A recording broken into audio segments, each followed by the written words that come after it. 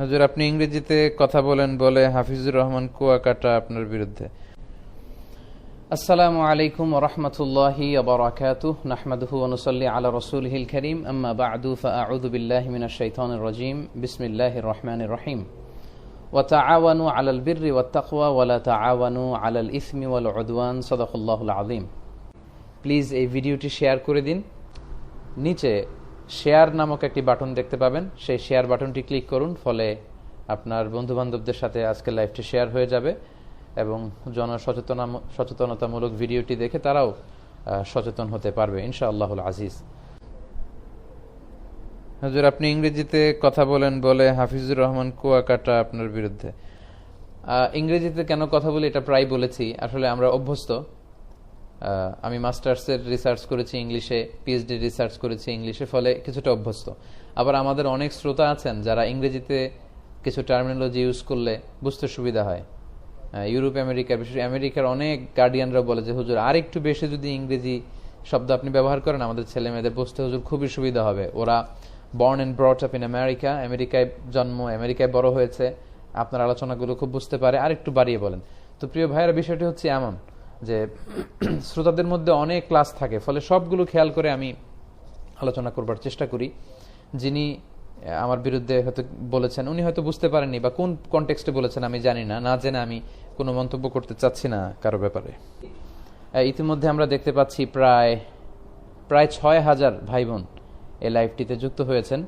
তো আমি আপনাদেরকে রিকোয়েস্ট করব যে আপনারা এই লাইভটির নিচে শেয়ার নামক একটি বাটন দেখতে পাবেন, সেই শেয়ার বাটনটি ক্লিক করুন, ফলে আপনার বন্ধুবান্ধবদের সাথে আজকের লাইভটি শেয়ার হয়ে যাবে এবং সচেতনতামূলক ভিডিওটি দেখে তারাও সচেতন হতে পারবে ইনশাআল্লাহুল আজিজ।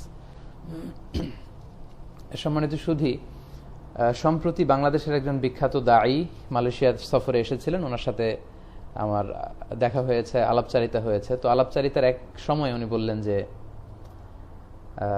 প্রিয় ভাই, আমরা যে সময় দাওয়াতি ক্যারিয়ার শুরু করেছি তখন এত ক্যামেরা ছিল না, এত ইউটিউব ছিল না, ফলে আমরা অনেক সময় বক্তব্য দিতে যে স্লিপ অফ টাং হতো, ভুল হয়ে যেত, বা এমন কথা হয়তো আমি বলেছি যেটা অন্যদের ভালো লাগেনি, সেটা সেখান পর্যন্তই থেকে যেত।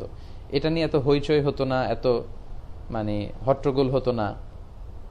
কখনো যদি আমি ফিল করতাম যে এই কথাগুলো চেঞ্জ করা দরকার তো চেঞ্জ করে ফেলতাম, আর কেউ যদি দৃষ্টি আকর্ষণ করতো তখন হয়তো রিভাইজ করতাম।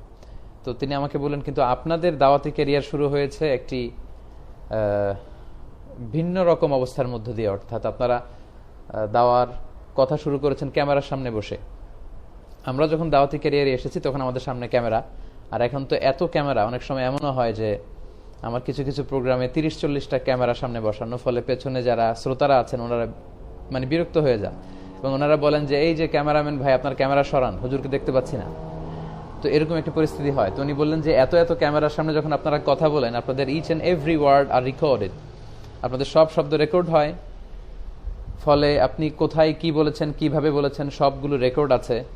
ফলে আপনার আলোচনা যারা পছন্দ করে না, যারা আপনার বিরুদ্ধে, যাদের আপনার বিরুদ্ধাচারণ যারা করে, আপনার বিরুদ্ধে যারা আছে, তারা চাইলেই বিভিন্ন আলোচনার ছোট ছোট অংশকে একসাথে মিলিয়ে তারা আপনার বিরুদ্ধে ভিডিও মেক করতে পারবে। আপনি ভুল করেছেন, আপনি এটা বলেছেন, সেটা বলেছেন, এরকম ন্যারেটিভ তারা দাঁড় করাতে পারবে কাটা কাটা অংশ দিয়ে। কারণ কোন একটা আলোচনার আগ পিস যদি কেটে দেওয়া হয়, কনটেক্সটকে যদি উল্লেখ করা না হয়, তাহলে যে কারো আলোচনা থেকে যে কোনো ধরনের ন্যারেটিভ দাঁড় করানো সম্ভব। তো ইতিমধ্যে আমার দৃষ্টিগোচর হয়েছে যে এরকম অনেক ভিডিও অনেকে মেক করছেন আমার বিরুদ্ধে, এবং এগুলো আজ থেকে 2-3 বছর আগের ভিডিও। বিভিন্ন সময় বিভিন্ন জায়গায় যে বক্তব্যগুলো রেকর্ড হয়েছে, 2 থেকে 3 বছর আগের ভিডিওগুলোর আগ পিস কেটে দিয়ে 2 সেকেন্ড, 5 সেকেন্ড, 8 সেকেন্ডকে একত্রিত করে ভিডিও বানিয়ে তার নিচে বিভিন্ন ক্যাপশন দিয়ে এগুলো ছড়িয়ে দেয়া হচ্ছে, ছবি বিকৃত করা হচ্ছে। সো এই সমস্ত ভিডিওগুলো আমাদের দৃষ্টিগোচর হয়েছে।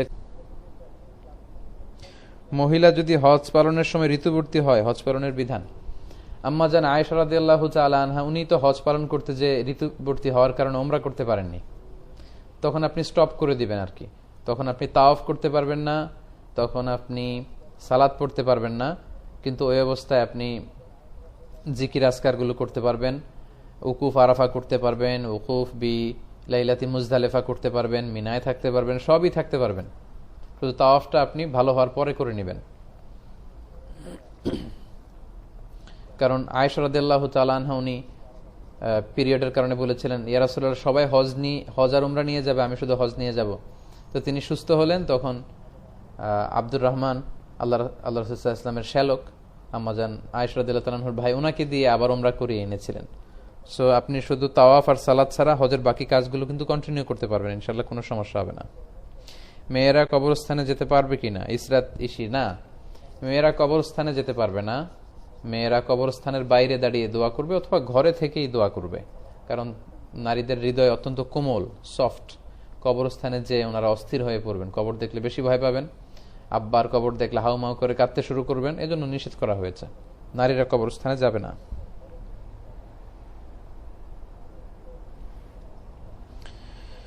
সম্মানিত সুধী, আমরা খুব লম্বা চূড়া সময় নিব না লাইভে। আমি লাইভে দেখতে পাচ্ছি 8,000 ভাই বোন অংশগ্রহণ করেছেন। যারা দেরিতে এসেছেন আমি তাদেরকে বলবো, প্লিজ আপনারা লাইভটি শেয়ার করে দিন, তাহলে সবাই দেখতে পারবে, শুনতে পারবে, গণসচেতনতায় অংশগ্রহণ করতে পারবে।